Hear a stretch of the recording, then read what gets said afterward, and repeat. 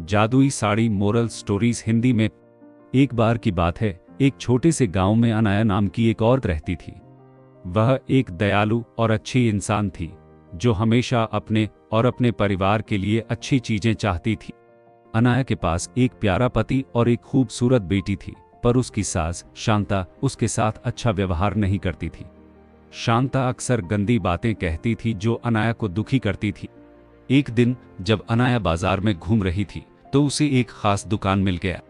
वहां का दुकानदार एक बूढ़ा और बुद्धिमान आदमी था। अनाया ने उससे कहा कि वह खुश रहना चाहती है और चाहती है कि उसके साथ अच्छी चीजें हों, चाहे उसकी सास निर्दयी हो। दुकानदार मुस्कुराया और उसे एक अलग साड़ी दिखाई।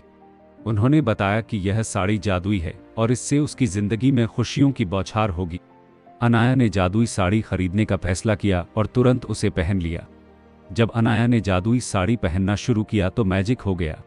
उसकी सास अनाया के साथ बुरा बर्ताव करने की बजाय उसके साथ प्यार और सम्मान से पेश आने लगी। अनाया बहुत खुश थी क्योंकि उसकी सास उसकी सबसे बड़ी समर्थक बन गई थी और सबसे अच्छी दोस्त जैसी बर्ताव करने लगी थी। गांव के लोग इस बदलाव को देखकर हैरान रह गए। जादुई साड़ी की वजह से अनाया के परिवार में खुशियां आने लगी। गांव बहुत अच्छी जगह बन गई थी और अनाया के पति को सफलता मिल गई। उनका घर हमेशा प्यार से भरा रहता था और सब मिलजुल कर रहते थे। अनाया की बेटी एक प्यारी और देखभाल करने वाले घर में बड़ी हो गई थी और वह बहुत खुश थी।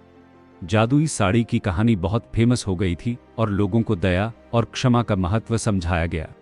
अनाया ने बहादुरी का प्रतीक बनकर सबको दिखाया कि दयालु होने से बड़ा बदलाव आ सकता है, चाहे चीजें कितनी भी कठिन क्यों न लगे। Powered beat ours. दूसरों के प्रति दयालु होने से हम उनके और हमारे जीवन में भी खुशियां ला सकते हैं।